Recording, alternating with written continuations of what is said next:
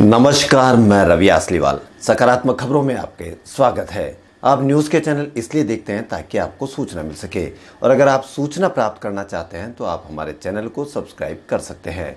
और यदि आपको ऐसे चैनल देखने हैं जिसमें सिर्फ किसी का अपमान होता हो, आपके मन में गंदगी भरने का काम होता हो, और हाँ, आपको बच्चों की फीस से, बच्चों के रोजगार से, घटती हुई जीडीपी से और ऐसी कोई भी देश की समस्या हो जिससे आपको तकलीफ नहीं हो, तो अब आप लड़ाई झगड़े की बहस भी देख सकते हो। लेकिन उसको एक बार लड़ाई झगड़े की बहस को देखने पर आप महसूस करो कि ये हमको शिक्षा दे रहा है, अच्छी दे रहा है, बुरी दे रहा है, तो आप एक बार उसको देखो, मन से देखो और ध्यान लगा कर देखो कि जैसे कोई आपको कोई टीचर जब कोई ढंग की शिक्षा देता है तो आप उसको अच्छा बताते हैं, लेकिन वही टीचर अगर बुरी शिक्षा देता है तो आप उसको देखते हो, परखते हो। तो इसलिए आप देखो और ढंग से देखो मीडिया चैनल वालों को कि वो किस कामों में लगे हुए हैं।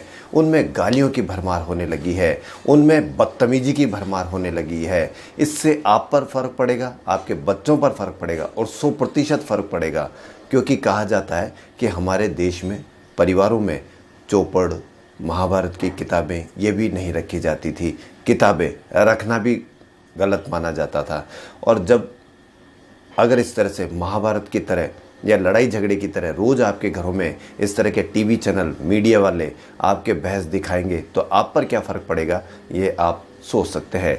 इसलिए समाचारों के लिए, न्यूज़ के लिए आप चैनल देखते हैं तो न्यूज़ के चैनल ही सब्सक्राइब करें। तो बढ़ते हैं खबरों की ओर। जेईई मेन के बाद अब नेशनल टेस्टिंग एजेंसी एनटीए देश भर में मेडिकल प्रवेश परीक्षा नीट रविवार यानी आज होने जा रही है। कोरोना वायरस के बीच हो रही परीक्षा के लिए सोशल डिस्टेंसिंग के पालन सहित अन्य सुरक्षा मानकों का पालन करने के लिए पूरी तैयारी की गई है। वहीं अमेरिका के तेज गेंदबाज अली खान इस साल आईपीएल खेलेंगे। गवर्निंग काउंसिल की मंजूरी के बाद वह खेलने वाले पहले अमेरिकी खिलाड़ी बनेंगे। उन्हें कोलकाता नाइट राइडर्स ने घायल गेंदबाज हरिगर्नी की जगह शामिल किया गया है। वहीं राजस्थान में शनिवार को 1669 मरीज मिले और 14 मौत भी हुई। इस प्रकार राजस्थान में कुल मरीज 1 लाख के पार हो गए और कुल मौत 1221 हो गई। लेकिन अच्छी खबर यह है कि 82,000 के ऊपर रोगियों की रिपोर्ट नेगेटिव आ चुकी है। भर्ती मरीज सिर्फ 16.5 हजार ही बचे हैं। पेट्रोल के दामों में फिर गिरावट हुई। 17 पैसे डीजल पर और 14 पैसे पेट्रोल पर कम हुए, लेकिन दाम पेट्रोल के 89 रुपये से ऊपर ही बने हुए हैं। देश में विकसित की जा रही भारत बायोटेक की वैक्सीन कोवैक्सीन को जानवरों पर परीक्षण सफल रहा है। आईसीएमआर के साथ मिलकर ये वैक्सीन बनाई जा रही है, जो भारत बायोटेक ने कहा कि इनएक्टिवेटेड कोरोना वायरस की 2 खुराक 20 जनवरी को दी गई थी और जानवरों पर दी गई थी और दूसरे चरण की मंजूरी मिल गई है। वहीं ब्रिटेन में ऑक्सफोर्ड यूनिवर्सिटी के साथ कोरोना की वैक्सीन बना रही एस्ट्राजेनेका टीके का अंतिम चरण का ट्रायल फिर शुरू कर दिया है।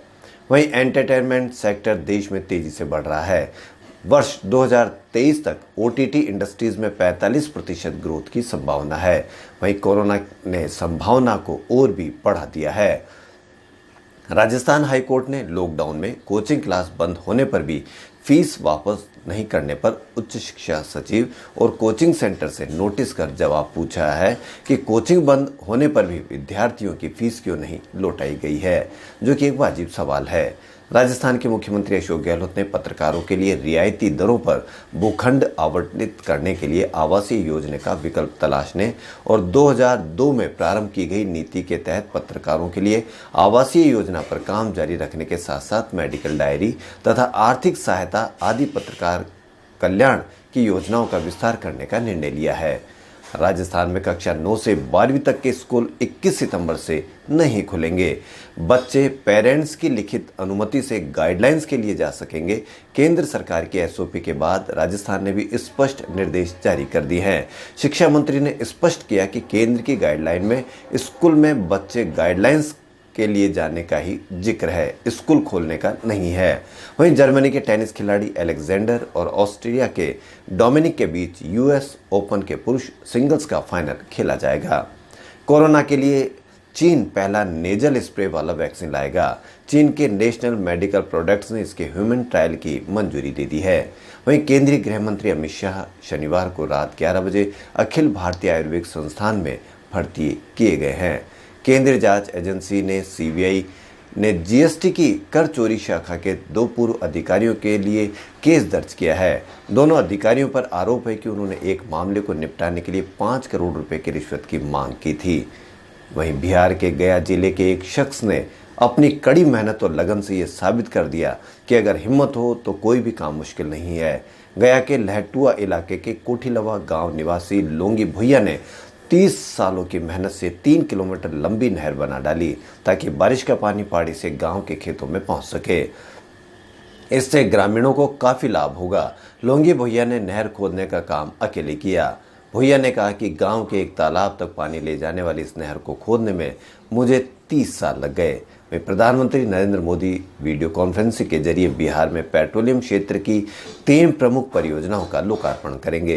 ये 3 परियोजनाएं हैं पारादीप हल्दिया दुर्गापुर पाइपलाइन का बांका तक विस्तार और बांका में एलपीजी बॉटलिंग प्लांट और चंपारण में एलपीजी प्लांट का उद्घाटन किया जाएगा।